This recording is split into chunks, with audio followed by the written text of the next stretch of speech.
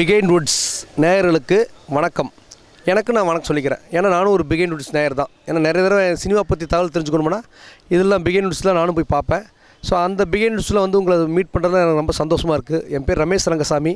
நான் வந்து பொங்கியலும் மனோரா படத்தோட director. Hi, this is Archana. I wish all Behind Wood viewers happy Pongal. Behind Wood நேயர்ஸ்க்கு வணக்கம். எல்லாருக்கும் happy Pongal, happy new year. நான் இர்ஃபான் பேசுகிறேன். Hi viewers, I'm Ardhati Nair, Pongiyalum Manohara. This is my first movie. CJ Rajkumar, Pongiyalum Manohara படத்துடைய cinematographer. First I would like to wish behindwoods.com subscribers a happy Pongal. Behind Woods நேயர்களுக்கு எங்களது பொங்கியலும் மனோகரா குழுவின் சார்பாக இந்த பொங்கல் நல்வாழ்த்துக்கள். இது என்னோடய முதல் படம். உங்களை சந்திக்கிறது ரொம்ப சந்தோஷம். ஏன்னா ஒரு படம் ரொம்ப நல்லா வந்திருக்கு, சூப்பராக வந்திருக்கு அப்படின்னு நான் சொல்கிறத விட கண்டிப்பாக நீங்கள் சொன்னால் தான் நல்லாயிருக்கும். வர 30 படம் ரிலீஸ் ஆகுது, ஜனவரி 30. இந்த படம் தேட்டரில் போய் பாருங்கள், உங்களுக்கு படம் ரொம்ப பிடிக்கும். இந்த படம் வந்து என் லைஃப்பில் நடந்த ஒரு உண்மை சம்பவம், அதை பேஸ் பண்ணி இந்த படம் பண்ணியிருக்கேன். 95 டிசம்பரில் ஆரம்பிக்கிற இந்த கதை 96 ஜனவரியில் பொங்கல் அன்றைக்கி இந்த படம் முடியும். ஒரு 23 நாள் நடக்கிற மாதிரி இந்த கதையோட ஸ்க்ரீன் ப்ளே பண்ணியிருக்கேன். நான் வந்து ப்ரொடியூசர்கிட்ட முதல்ல போய் கதை சொல்ல போகும்போது சட்டமன்ற பண்ண ப்ரொடியூசர் பிரிட்டோ சார் அவர்கிட்ட தான் போய் கதை சொல்ல போனேன். அவர் கதை சொல்கிறதுக்கு முன்னாடி போனேன். அவர் சொன்னார், இல்லை இப்போ படம் பண்ணுற ஐடியா எனக்கு இல்லைப்பா, என் பொண்ணு மேற்படி படிக்கணும்னு சொல்கிறாங்க, அதனால் நான் படம் பண்ணலை. என் நண்பர் பரந்தாமன் ஒரு படம் பண்ணுறாரு, அவர்கிட்ட வேணால் அறிமுகப்படுத்தி வைக்கிற போய் பாரு, அவர் கதை பிடிச்சிருந்தா பண்ணுவார்ப்பா, நீ பார்த்துக்கோனாரு. சரி சார், எனக்கு அறிமுகப்படுத்தி வைங்க சார், நான் போய் அவரை பார்க்குறேன் சார்னு உடனே எனக்கு அறிமுகப்படுத்தி வச்சார். அப்போ அந்த பரந்தாமன் சார் போய் பார்த்துமே அவர்கிட்ட போய் சார் ஒரு டைட்டில் டிசைன் எடுத்து காட்டினேன், பொங்கியலும் மனோகரா, நல்லா இருக்கே டைட்டில் அப்படின்னாரு. சரி சொல்லுப்பாடினாரு.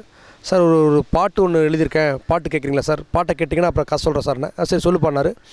அவர்கிட்ட ஒரு பாட்டு பாடி காட்டினேன். பாட்டை கேட்டதுமே கதையும் சொல்லணும் ஒன்றும் சொல்லணும்ப்பா, பாட்டே ரொம்ப சூப்பராக இருக்குது, நீ எஸ்எஸ் சாரோட கோ டைரக்டர்னு சொல்கிறேன், அவர்கிட்ட நிறைய டேரக்டர் வந்து வெளியே பெருசாக ஜெயிச்சிருக்காங்க, அதனால் எனக்கு படம் ஆரம்பிச்சிடலாம் அப்படின்னாரு. இல்லை சார் கதை சொல்கிறேன் சார், ஒரு கேட்டுக்க சார். இல்லை எனக்கு கதையே வேணாப்பா, உண்மையான நம்பிக்கை இருக்குது பண்ணார். காரணம் வந்து அந்த நான் பாடின பாட்டு தான் அவர் வந்து அந்த படம் பண்ண வச்சது. அந்த பாட்டை உங்களுக்காக ஒரு 4 லைன் நான் பாடணும்னு ஆசைப்பட்றேன். நாமலையில் நனைஞ்சா தலை தோவட்ட ஒரு முந்தானை இல்லை,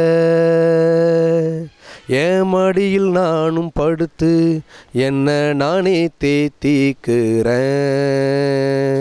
அட என்ன நானே தேத்திக்கிறேன் அப்படின்னு ஒரு பல்லவியும் ஒரு சரணம் பாடி காட்டினேன். அவருக்கு ரொம்ப பிடிச்சிருந்துச்சி. அந்த சரணத்தில் ஒரு வரி ரொம்ப எக்ஸலண்ட்டுன்னார் அவர்.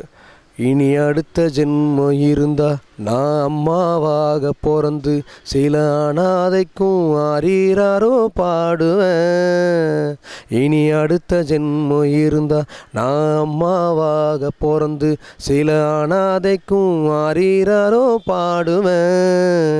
நாமலையில் நனைஞ்சா தலதோவட்ட ஒரு முந்தானை இல்லை அப்படின்னு அவர்கிட்ட பாடி காட்டுமே.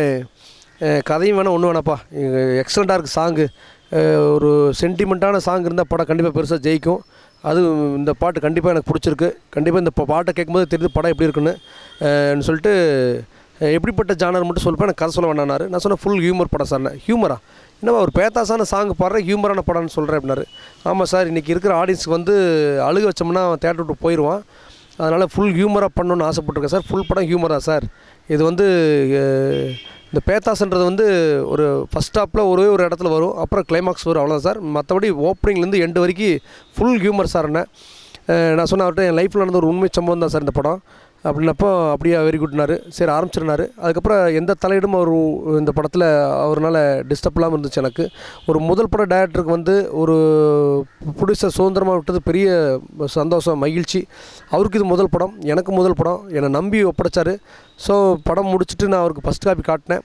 இப்போ எல்லா ஆர்டிஸ்ட்டு டெக்னீஷியன்ஸ் எல்லாம் உட்காந்து படம் பார்த்தாங்க. எல்லாம் படம் ஓப்பனிங்கில் சிரிச்சுட்டே வந்தாங்க. ஒருத்தர் மட்டும் கேட்க பக்கன்னு சிரிச்சுட்டு இருந்தாங்க. யாரா ரொம்ப ஓவராக சிரிக்கலாம்னு திரும்பி பார்த்தா பின்னாடி பிடிச்சிருக்கோம் சிரிச்சுட்டு இருந்தார். ரொம்ப சந்தோஷமாக இருந்தது. ஏன்னா ஒரு ப்ரொடியூசர் வந்து அவ்வளோ ஹாப்பியாக திருப்தி ஆகிட்டாருன்றது ஒரு டைரக்டருக்கு ஒரு பெரிய சந்தோஷம். படம் பார்த்து முடிச்சுட்டு வெளியே வந்து சொன்னார், இந்த படம் ரொம்ப நல்லாயிருக்குப்பா, உன்னை இந்த படத்துக்கு தமிழ் சினிமா நான் டைரக்டராக ஒன்று அறிமுகப்படுத்த நான் பெருமைப்படுறேன். ஸோ இந்த படத்தை வந்து நானே ஓன் ரிலீஸ் பண்ணுறேன்னு சொல்லிட்டு அவர் ஓன் ரிலீஸ் பண்ணுறாரு. வர 30 படம் ரிலீஸ் ஆகுது, ஜனவரி 30. படம் தேட்டரில் போய் பாருங்கள். கண்டிப்பாக அவருக்கு எவ்வளோக்கு சந்தோஷப்பட்டு ஓன் ரிலீஸ் பண்ணுறாரோ அதே அளவுக்கு உங்களுக்கும் இந்த படம் ரொம்ப பிடிக்கும்.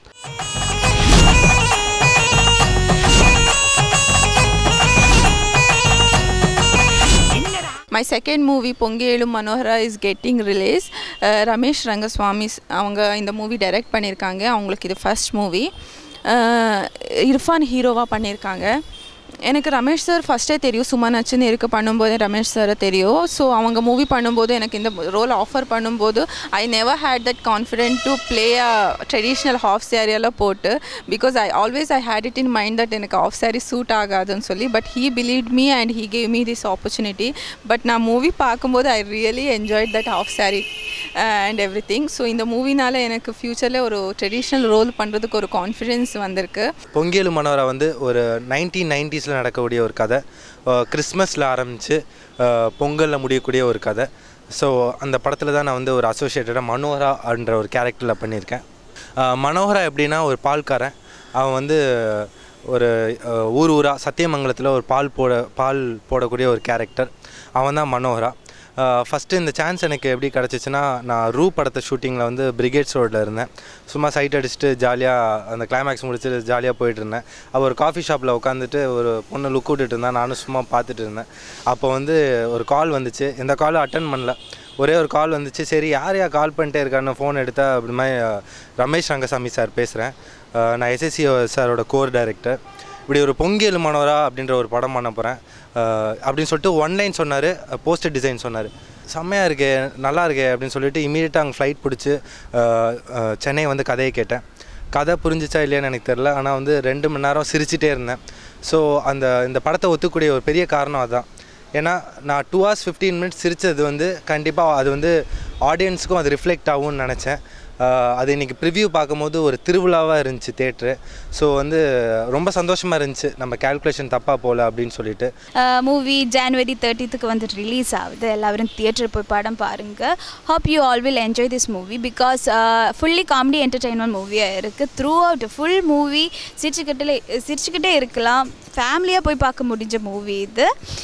என்னோட பொங்கேலு மனோகராவில் என்னோட கேரக்டர் நேம் ஆனந்தி. ஒரு காலேஜ் வில்லேஜ் கேர்ள் கேரக்டர். ரொம்ப ஹாம்லி, ரொம்ப கம்ஃபர்ட்டாக இருந்தேன். ஃபர்ஸ்ட் மூவி அப்படி ஒரு ஃபீலும் எனக்கு வரல. ரொம்ப கம்ஃபர்ட் அண்ட் கூலாக ஒர்க் பண்ணேன்.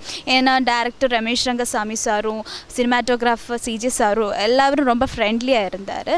என்னோடய ஃபர்ஸ்ட் சீன் ஷூட் பண்ணது Singampuli sir, very senior artist Singampuli sir and Irfan கூட தான். மறக்கவே முடியாத எக்ஸ்பீரியன்ஸ். என்ன எல்லாமே சொல்லி கொடுப்பேன். ரொம்ப என்கரேஜ் பண்ணி ரொம்ப சப்போர்ட் பண்ணி என்ன ரொம்ப நல்லா என்ன பண்ண முடிச்சது. ரொம்ப சாட்டிஸ்ஃபைங்காக இருந்தது மூவி பார்க்கும்போது. உள்ள போட்டா உள்ளுக்குள்ள போட்டா உள்ளுக்குள்ள போனா உண்மை வரும் தானா. நீ மேல வாடா மேல ஏறி வாடா மேல ஏறி வந்தா வாழ்க்கை வரும் தானா. இந்த படம் வந்து 1995 நடக்கிற ஒரு வில்லேஜ் ட்ராமா. படத்தை டைரக்ட் பண்ணவர் வந்து எஸ்ஏ சந்திரசேகர் சார்கிட்ட கோ டைரக்டராக இருந்த ரமேஷ் ரங்கசுவாமி. அவரோட லைஃப்பில் நடந்த ஒரு உண்மை சம்பவம், அவர் லைஃபையே அதை அவரை புரட்டி போட்டுச்சுன்னு சொல்லலாம். அந்த மாதிரியான ஒரு விஷயத்தை வந்து கதை கருவாக எடுத்து வச்சு இந்த படம் பண்ணியிருக்கிறாரு. அவருக்கு இது ஃபர்ஸ்ட் ஃபிலிம். அவருடைய ஸ்க்ரீன் ப்ளே வந்து இந்த படத்தில் ரொம்ப அதை விட ரொம்ப இன்ட்ரெஸ்டிங்காக அமைச்சிருந்தார். என்ன பண்ணியிருக்காருன்னா, ஒரு 23 நாளில் இந்த கதை நடக்கிற மாதிரி ஒரு டிசம்பர் லாஸ்ட் வீக்கில் ஆரம்பித்து பொங்கலில் முடிகிற மாதிரியான கதை அமைப்பு இந்த படத்துக்கு. ஸோ இது வந்து ஒரு அந்த ஸ்க்ரீன் ப்ளே டைம் அப்படின்றது வந்து ரொம்ப சேலஞ்சிங் அந்த சினிமோட்டோகிராஃபர்.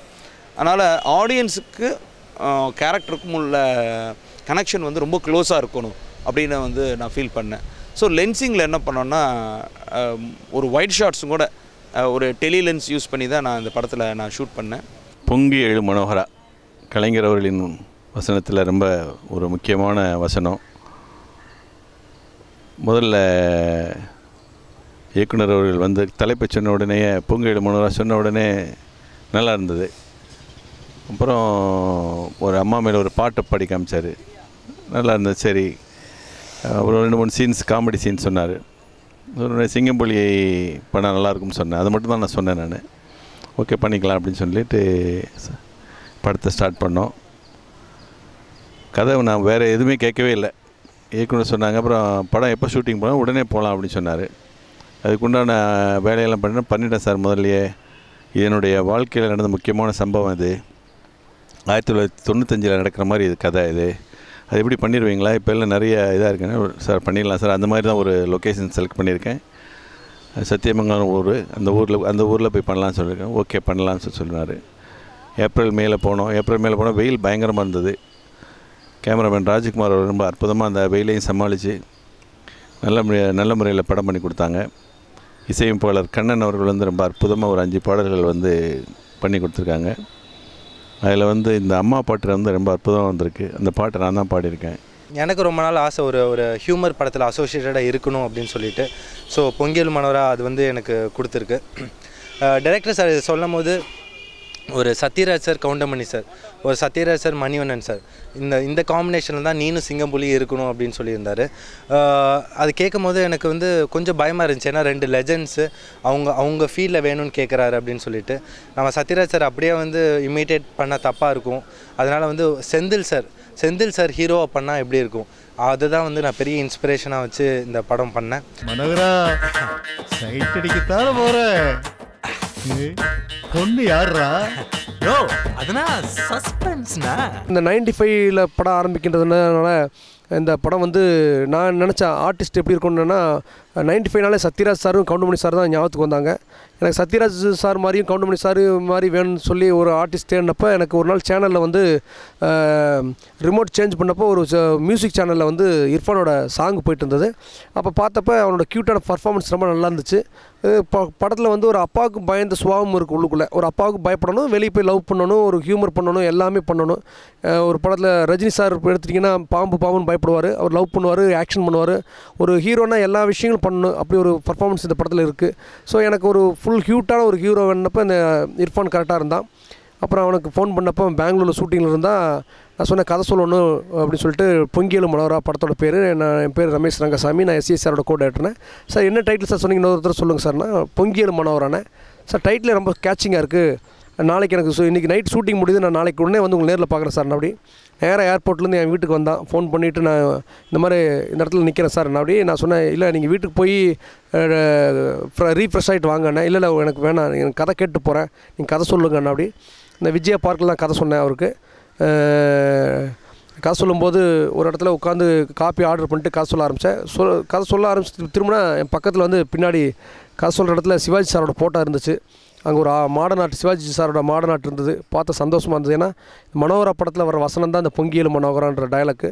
ஸோ அந்த வசனம் தான் இந்த படத்துக்கு டைட்டிலாக வச்சுருக்கேன். அதுவும் சிவாஜி சார் பக்கத்தில் ஹீரோ காசு சொன்னதில் நான் ரொம்ப சந்தோஷமாக இருந்துச்சு. எனக்கு கதை கேட்டுட்டு ஃபுல்லாக ஹியூமராக சிரிச்சிட்டு படம் முடியும்போது கதை சொல்லும்போது ஃபுல்லாக ஒரு நெகிழில் கதை முடிஞ்சுது. கதை கேட்டுட்டு சொன்னால், இந்த நிமிஷத்துலேருந்து நான் வந்து மனோகரன், நீங்கள் எத்தனை நாள் கால் சீட் வேணாலும் எடுத்துக்கினேன், நான் ஃபுல்லாக அவங்க கூடிய இருக்க படம் முடிகிற வரைக்கும் நான் சொன்ன மாதிரி கூடிய இருந்தால் ஃபுல்லாக ஆர்டர் ஒர்க் பண்ணான் படத்தில். ரொம்ப இந்த அவனோட உழைப்பு இந்த படத்தில் சொல்லவே முடியாது. நீங்கள் படம் பார்த்தீங்கன்னா தெரியும். அப்படி ஆர்டர் ஒர்க் பண்ணால் சொன்னால் ஒரு படம் வந்து அண்ணே உங்களுக்கு மட்டும் வெற்றி படலண்ணே, ஹீரோவாக எனக்கு ஒரு வெற்றி படம் தேவைப்படுது, இன்றைக்கி ஜெயிச்சா தான் வந்து நானும் ஹீரோவாக ஸ்டாண்ட் பண்ண முடியும் அப்படின்னா ஓகேன்னு சொன்னேன். அது மாதிரி காமெடிக்கு யாரை போகலான்னு யோசிச்சப்போ எனக்கு சிங்கம்புலி சார் தான் ஞாபகத்துக்கு வந்தார்.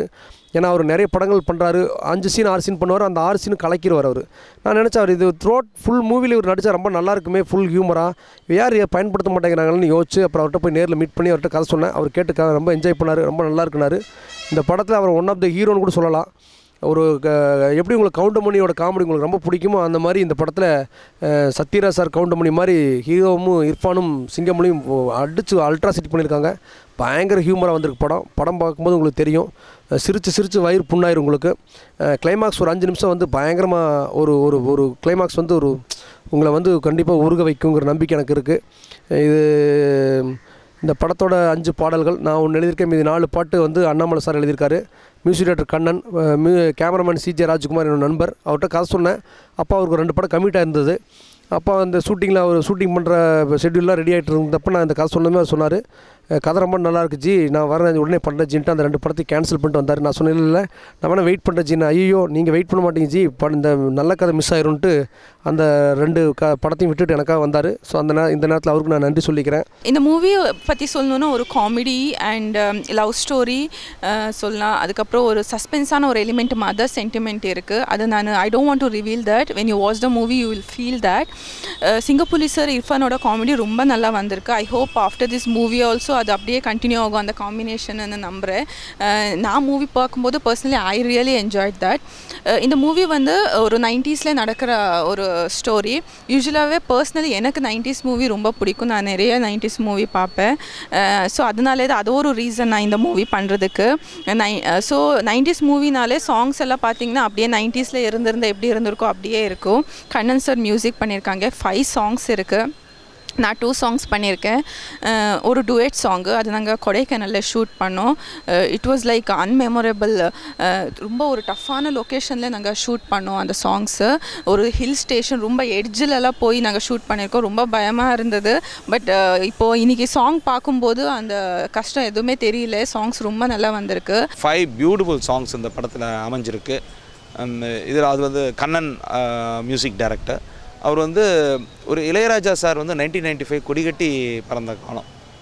அந்த ஃப்ளேவர் வந்து எக்ஸலண்ட்டாக இந்த படத்துக்கு யூஸ் பண்ணியிருக்கிறாரு. ஸோ மியூசிக்கலாக வந்து பார்த்திங்கன்னா இந்த படம் வந்து ஒரு ஒரு ஸ்க்ரீன் பிளேக்கு வந்து ஒரு இடைஞ்சலாக இல்லாமல் ஒரு கதையை நகர்த்துகிற விஷயமா, கதைக்கு சப்போர்ட் பண்ணுற விஷயமா அமைஞ்சிருக்கு. அவளை போல் அழகி ஒரு எவளுமே இல்லை மாமே, ஊருக்குள்ள செம்ம ஃபிகர், சிங்கிள் லைன்ல 2 பஸ் ஓட்றானே. I am from Kerala. நான் பிகாம் ஸ்டூடெண்ட், செகண்ட் இயர் படிச்சுட்டு இருந்தேன். என்னோடய ஃபேமிலி ஃப்ரெண்ட் சிட்டரஸ் வேல்முருகன், நான் ப்ரொஃபஷனல் ஃபோட்டோகிராஃபர். அண்ணன் மூலமாக தான் இந்த மூவியில் எனக்கு ஆஃபர் கிடைச்சது. என்னோடய பிக்ஸ் எல்லாம் ஃபேஸ்புக்கில் பார்த்துட்டு தான் கூப்பிட்டேன். அப்புறம் வந்து சென்னையில் இந்த க்ரூவை மீட் பண்ணேன். அப்புறம் ரொம்ப கம்ஃபர்ட்டாக ஃபீல் பண்ணேன். இந்த மூவியோட ஃபுல் ஷூட்டிங் வந்து சத்தியமங்கலம் தான் போனேன். ரொம்ப நைஸ் பீப்புள்ஸ் அங்கே, ரொம்ப என்கரேஜிங்காக இருந்தது. இந்த படத்தில் வந்து கம்ப்ளீட்டாக அந்த லொக்கேஷன் சத்தியமங்கலத்தில் ஷூட் பண்ணோம். இதில் ரொம்ப ஒரு இன்ட்ரெஸ்டிங்கான ஒரு விஷயம் என்னென்னா, சத்தியமங்கலம் காடு ஒரு கிட்டத்தட்ட ஒரு 1 hour ட்ராவல் பண்ணோம். ஃபஸ்ட்டு டே ஷூட்டிங்கு ட்ராவல் பண்ணிவிட்டு ஒரு மலை அடிவாரம் இங்கே தான் ஷூட் பண்ணி, இது ஃபஸ்ட்டு டே எதுக்கு இங்கே கூப்பிட்டு போகிறாங்க அப்படின்னு யோசித்தேன். போய் பார்த்தோன்னா first day climax. Sir first day climax எப்பயுமே ஷூட்டிங் படம் ஒரு 30 நாள் 25 நாளுக்கு அப்புறம் தான் சார் கிளைமேக்ஸ் ஷூட் பண்ணுவீங்க, ஃபஸ்ட்டு டே கிளைமேக்ஸ் ஷூட் பண்ணுறீங்க அப்படின்னு கேட்டேன். இல்லை படம் ஃபுல்லாக காமெடி, நம்ம ஃபஸ்ட்டு கிளைமேக்ஸை ஷூட் பண்ணிடுவோம் அப்படின்னாரு. ரொம்ப பயமாக இருந்துச்சு. ஏன்னா இந்த கிளைமேக்ஸ் வந்து பார்த்திங்கன்னா எப்படி ஒரு சேதுவில் வந்து விக்ரம் சாருக்கு ஒரு இன்டென்ஸான கிளைமேக்ஸோ, 3ஆம் பிறையில் கமல் சாருக்கு அந்த ஒரு கிளைமேக்ஸ் அப்படி அமைஞ்சிச்சோ, அந்த மாதிரி ஒரு கிளைமேக்ஸ். அந்த கிளைமேக்ஸுக்கு வந்து என்ன வேணாலும் கொடுக்கலாம். ஒன்றே ஒன்று தான் யோசித்தேன், உயிரை தவிர்த்து என்ன வேணாலும் கொடுத்துடலாம் அப்படின்னு தான் யோசித்தேன். அங்கேயே 3 நாள் அந்த அடிவாரத்திலே தங்கி அந்த காடு மலையில் தான் ஷூட் பண்ணோம் கிளைமேக்ஸு. ஃபுல் ப்ளீடிங், காலெல்லாம் ப்ளீடிங், ஒரு மைன்யூட் ஃப்ராக்சர்ஸ், ஏன்னா அது ஒரு அம்மாவோட எமோஷன். அந்த கிளைமேக்ஸ் சும்மா ஃபைட்டு கிடையாது, ஒரு அம்மாவோட எமோஷனை வந்து நான் வந்து ரெஃப்ளெக்ட் பண்ணுறேன்னா அது எல்லாருமே அசோசியேட் பண்ணிக்கணும். அம்மாவை நேசிக்கிறவங்க ஒவ்வொருத்தவங்களும் வந்து அதை அசோசியேட் பண்ணிக்கணும். ஸோ அந்தளவுக்கு நான் வந்து அதை எமோட் பண்ணால் மட்டுமே அது ஒர்க் அவுட் ஆகும். ஸோ அங்கே உள்ள தாயார் எல்லாருமே அந்த கிளைமேக்ஸை நான் முடிச்சுட்டு அந்த எமோஷன் முடித்தோடனே எல்லாருமே வந்து சுற்றி போட்டாங்க. எல்லாருமே அவங்க பையன் மாதிரி ஒரே ஒரு விஷயம் சொன்னாங்க, இவ்வளோ எஃபர்ட்டுக்கு நீ கண்டிப்பாக வந்து பெருசாக ஜெயிப்ப அப்படின்னு சொன்னாங்க. அந்த சத்தியமங்க மக்களுக்கு ரொம்ப நன்றி. அவங்களோட எனர்ஜி தான் எனக்கு வந்து அவ்வளோ ப்ளீடிங்கோடு அந்த பண்ண வச்சுச்சு. ஸோ இன்றைக்கி வந்து அன்றைக்கி படம் ரிலீஸ் ஆனதுக்கப்புறம் அந்த கிளைமேக்ஸ் பார்த்து நீங்கள் அப்ரிஷியேட் பண்ணிங்கன்னா கண்டிப்பாக அந்த சத்தியமங்கலம் மக்களுக்கும் போய் கண்டிப்பாக சேரும். அம்மா இல்லாத ஒருத்தங்க அவங்க வாழ்க்கையில் வந்து எப்படி அவங்க ஏங்குறாங்க, அம்மா இல்லை அப்படிங்கிறத எப்படி ஏங்குறாங்கிறத பற்றி தான் நல்ல வரிகள்லாம் அதில் வந்திருக்கு. நான் மழையில் நெஞ்சா தலைத்துவட்ட ஒரு முந்தானை இல்லை, என் மடியில் நானும் படுத்து என்ன நானே தேத்திக்கிறேன், அட என்ன நானே தேத்திக்கிறேன். நிலாவை பார்த்திருக்கேன், சோறு எனக்கு ஒட்டியதில்லை, தாலாட்டு கேட்டிருக்கேன், தாயை மட்டும் பார்த்ததில்லை. நான் மழையில் நனைஞ்சா தலை துவட்ட ஒரு முந்தானை இல்லை, என் மடியில் நானும் படுத்து என்ன நானே தேத்திக்கிறேன், அட என்ன நானே தேத்திக்கிறேன். பாருங்கள், பாடுறப்பே எனக்கு கண்ணில் தண்ணீர் வருது. இந்த பாட்டு யார் கேட்டாலும் உண்மையிலே நிச்சயம் வந்து ஒரு மனம் விட்டு ரசிக்கிற மாதிரி ஒரு பாட்டு. நிச்சயம் கண்ணீர் விட்டுருவாங்க. படம் ரொம்ப அற்புதமாக வந்திருக்கு. Full comedy. படத்தில் இந்த ஒரு இடம்தான் கொஞ்சம் கண் கலங்க வைக்கிற மாதிரி ஒரு இடம். மற்றபடி ரொம்ப ஜாலியாக படம் பார்க்கலாம். காதல் தான் வாழ்க்கைன்னு நினைக்காது, வாழ்க்கை தான் காதல் நினை. துணிஞ்சு அந்த புள்ளைய போய் தூக்குறோம், குறுக்க எவன் வந்தாலும் வெட்டி சாய்க்கிறோம். போடாத இல்லை. சினிமோட்டோகிராஃபி வைஸ் வந்து பார்த்திங்கன்னா லைட்டிங்கில் இதில் நான் ரொம்ப கான்சன்ட்ரேட் பண்ணியிருக்கிறேன். பிகாஸ் இதில் வந்து 2 கேரக்டர்ஸ் வருது. ஒன்று வந்து லவ் ஸ்டோரிஸ்ன்னு சொல்லலாம், 2 லவ் ஸ்டோரிஸ். அது ஒரு லவ் ஸ்டோரி வந்து பார்த்திங்கன்னா தேன்மொழி மில்லுக்கு வந்து மத்தியானம் 3 மணிக்கு கிளம்பி காலையில் விடிய காலை 6 மணிக்கு மில்லுட்டு திரும்பி வருவாங்க. இன்னொரு கேரக்டர் ஆனந்தி. அவங்க வந்து பகலில் மளிகை கடையில் வேலை செஞ்சு ஈவினிங் காலேஜுக்கு போவாங்க. ஸோ இந்த ஒரு டைம் கேப்சூல் வந்து நான் கேப்சர் பண்ண வேண்டியதாக இருந்தது. ஸோ அதுக்கு நாங்கள் என்ன பண்ணோன்னா லைட்டிங் பாயிண்ட் ஆஃப் வியூவில் ஃபஸ்ட்டு எங்கே லைட் இருக்கக்கூடாது ஒரு ஃப்ரேம் வச்சா அப்படின்னு நான் டிசைட் பண்ணேன். எங்கே லைட்டிங் வைக்கணுன்றதை விட எங்கே லைட் இருக்கக்கூடாது அப்படின்றது. அது வந்து இந்த ஃபிலிம்க்கு வந்து எங்கள் நல்லா ஒர்க் அவுட் ஆகிருக்கு. We shot with Red Epic. அதே மாதிரி லென்ஸ் வைஸ் வந்து பார்த்திங்கன்னா Zeiss high speed lens use பண்ணேன். அது வந்து எனக்கு அந்த லுக் வந்து ரொம்ப எக்ஸலண்ட்டாக வந்திருக்கு. அந்த 1995 லுக், ஒரு ஃபிலிமுக்குரிய ஒரு ரவுண்ட்னஸ், ஒரு ப்ரீத்திங் ஸ்பேஸ், இதெல்லாமே வந்து அந்த லென்ஸில் கேப்சர் பண்ணியிருக்கிறோம். I want to give that credit to my cameraman also. CJ Rajkumar sir எனக்கு சும்மா நச்சுன்னு இருக்கலையும் அவங்க எதாவது ஒர்க் பண்ணாங்க. ஸோ அவங்கள எனக்கு முன்னாடி தெரியும். அந்த கம்ஃபர்ட்னஸ் இருந்தது. ஸோ ரொம்ப ஹெல்ப் பண்ணாங்க மூவி பண்ணும்போது. கேமரா ஆங்கிள் இருக்கட்டும், லைட்டாக இருக்கட்டும், நாங்கள் எப்படி ஆங்கிள் எப்படி பேசணும்.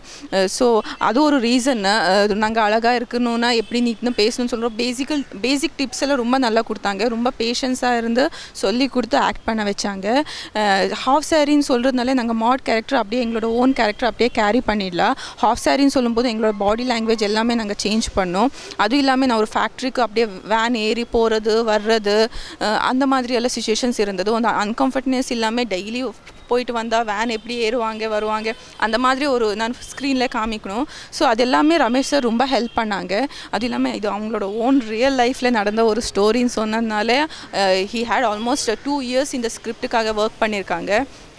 ஸோ ஒரு அம்மா சாங் இருக்குது. அந்த சாங்கில் நான் ஆக்ட் பண்ணலைனாலும் that is my favourite song. So எல்லோரும் அந்த சாங் கேட்கும்போது 100% ஷுர் எல்லோரும் அந்த லைன்ஸை ஃபீல் பண்ணுவாங்கன்னு சொல்லி. இந்த படத்தில் வந்து நான் ஒரு பால்காரனாக ப்ளே பண்ணியிருக்கேன். நான் பால்காரனோடனே ரொம்ப அசால்ட்டாக இருக்கும், ஒன்றும் பெருசாக ஹோம் ஒர்க்லாம் இருக்காது அப்படின்னு நினச்சேன். ஆனால் ஃபஸ்ட் டைம் வந்து பால் கறக்கும் போது ஷார்ட் வச்சுட்டார் டைரக்டரு. அந்த மாடு வந்து நான் பால் கறக்கணுன்னாங்க. லைட்டாக அப்போ தான் அள்ளு விட்டுச்சு. ரொம்ப பயமாக இருந்துச்சு என்ன பண்ண போகிறோம் அப்படின்னு சொல்லிட்டு. ஏன்னா அனிமல்ஸ்னாலே எனக்கு கொஞ்சம் பயம். ஃபஸ்ட்டு போய் உட்காந்தேன். ஃபுல் க்ரௌடு, சத்தியமங்கலம் க்ரௌடே அப்படியே நிற்கிது. பால் கறக்கணும் அப்படின்ட்டாங்க. போய் அதை வந்து பால் கறக்க உட்காந்தேன். ஒரே கிக்கு அடிக்கக்கூடிய இடத்துல அடிச்சிச்சு. மிரண்டு ஓடிட்டேன். ஸோ வந்து ரொம்ப பயமாக இருந்துச்சு எப்படி அதை பண்ண போகிறோம் அப்படின்னு. அதுக்கப்புறம் க்ரௌடெல்லாம் ஃபுல்லாக விளக்கிட்டு அதை ஃபுல்லாக மாடுக்கெல்லாம் பாட்டு பாடி அதை வந்து நல்லா ஐஸ் வச்சு அது மாடுக்கு ஒரு பெக்யூலர் ஹேபிட் வேறு இருந்துச்சு. பீடி குடித்தா தான் அது வந்து மாடு பால் கறக்குமா. ஸோ வந்து அது வந்து கேரக்டராகவே வச்சுட்டோம். ஒரு 40 பீடி குடிச்சிருப்பேன் அந்த பால் கறக்கிறதுக்கு. ஸோ ரொம்ப டிஃப்ரெண்ட்டான ஒரு எக்ஸ்பீரியன்ஸாக இருந்துச்சு. அது மட்டும் இல்லாமல் நம்ம பால் காரனா ஈஸின்னு நினச்சிட்ருக்கோம். அவனுக்குன்னு ஒரு ஸ்டைல் இருக்குது. அவன் அந்த பால் கேனை வச்சு கட்டுறது ஒரு 30 செகண்டில் வந்து அந்த பால் கேனை கட்டிடுவார். நம்ம வந்து நம்மளுக்கு அந்த ஹேபிட் இல்லைன்னா பண்ணவே முடியாது, தெரிஞ்சிடும் என் ஃபஸ்ட் டைமாக ஹேண்டில் பண்ணுறான்னு சொல்லிட்டு. எனக்கு ஃபஸ்ட்டு டாஸ்க்கே டைரக்டர் வச்சது அந்த பால் கேன் அடித்து எனக்கு 20 செகண்டில் வந்து அதை கட்டி நீ சைக்கிள் எடுத்துகிட்டு கிளம்பணும் அப்படின்னாரு. ஸோ அதுதான் வந்து எனக்கு ஒரு 3 நாள் ப்ராக்டிஸாக இருந்துச்சு, அந்த பால் கேனை வச்சு கட்டி கிளம்புறது. ஃபர்ஸ்ட் டே ஆஃப் ஷூட்டிங் மறக்க முடியாத எக்ஸ்பீரியன்ஸு. ஏன்னா ஃபஸ்ட் டைம் கேமரா ஃபேஸ் பண்ணுறேன், எனக்கு சினிமான்னு என்னன்னு தெரியாது. பட் ரொம்ப கம்ஃபர்ட்டாக இருந்தேன். ஏன்னா எல்லோரும் ரொம்ப ஃப்ரெண்ட்லியாக தான் பிஹேவ் பண்ணிகிட்டு இருந்தார். பட் டைலாக் கொடுத்ததுக்கப்புறம் ரொம்ப டென்ஸ்டாக ஆனேன், ரொம்ப நர்வஸ் ஆனேன். I was shivering. அப்போ இர்ஃபான் தான் சொன்னேன், take a deep breath, you can do it அப்படியெல்லாம் சொல்லி என்னை என்கரேஜ் பண்ணேன். அப்புறம் Ramesh Rangasamy sir and CJ sir, cinematographer CJ sir சொன்னேன், நீ ரொம்ப நல்லா நடிக்கிறேன், எதுக்கு இவ்வளோ பயப்படுறேன்னெல்லாம் சொன்னேன். அப்போ ரொம்ப கூலாகி நல்லா ஒர்க் பண்ணேன். அந்த மூவி பார்க்கும்போது எனக்கு அந்த சாட்டிஸ்ஃபேக்ஷன் கிடச்சிது. எல்லோரும் ரொம்ப ரொம்ப கோஆப்ரேட்டிங்காக இருந்தது. பால்காரனை தவிர்த்து ஒரு அழகான ஒரு விஷயம் இந்த படத்தில் இருக்குது. பால்காரன் கதை கிடையாது இது கண்டிப்பாக. இந்த படம் வந்து ஜனவரி 30th ரிலீஸ் ஆக போகுது. ஒரு கம்ப்ளீட்டான ஒரு காமெடி என்டர்டெய்னராக எப்படி நடுவில் கொஞ்சம் பக்கத்தை காணும் வருத்தப்பட வாலிப சங்கம்னா இருந்துச்சோ அந்த மாதிரி இந்த ஒரு ஃப்ரெஷ்ஷான டீம் ஒரு அழகான ஒரு படம் கொடுத்துருக்கோம். நீங்கள் வந்து பெருசாக சப்போர்ட் பண்ணும் இந்த படத்தை. இந்த படம் வந்து கண்டிப்பாக உங்களை டிசப்பாயின்ட் பண்ணாது. ஒரு 2 hours 15 minutes தேட்டரில் வந்து ஒரு பெரிய திருவிழாவாக இருக்கும். எங்களுக்கு ஒரு சின்ன டீமுக்கு ஒரு பெரிய பிரேக் நாங்கள் எதிர்பார்க்குறோம். நீங்கள் கொடுப்பீங்கன்னு நம்புகிறோம். தேங்க்யூ ஸோ மச் அண்ட் எல்லாருக்கும் திருப்பியும் ஹாப்பி பொங்கல். இந்த படம் ஜனவரி 30 ரிலீஸ் ஆகுது. இர்ஃபான் வந்து எப்படி கமல் சாருக்கு 16 வயது நீளம் அந்த மாதிரியான ஃபிலிம் இது அவருக்கு கரியரில் ரொம்ப நல்லா பண்ணியிருக்கிறாரு. ஒரு பால்காரனா அந்த ரோலை பியூட்டிஃபுல்லாக எனக்ட் பண்ணியிருக்கிறாரு. சிங்கம்புலி சார் வந்து இது ஒரு மேஜர் ஹைலைட். அவர் வந்து எப்படின்னா ஒரு சோம்பேறி பால்காரராக வந்து அசத்தி இருக்கிறாரு. படம் ஃபுல்லாக வராரு. அதே மாதிரி ஒரு இன்டென்ஸ் பர்ஃபார்மன்ஸில் ஃபைனல் போர்ஷன் ஆஃப் த ஃபிலிமில் அவர் கொடுத்துருக்கிறாரு. And it's a team effort. ஜனவரி 30 இந்த படம் ரிலீஸ் ஆகுது. அண்ட் எக்ஸ்பெக்டிங் ஒரு செலப்ரேட்டிவ் மூடு இருக்கும்னு நான் நம்புகிறேன் தியேட்டரில். And I'm waiting for that day. Thanks for your support.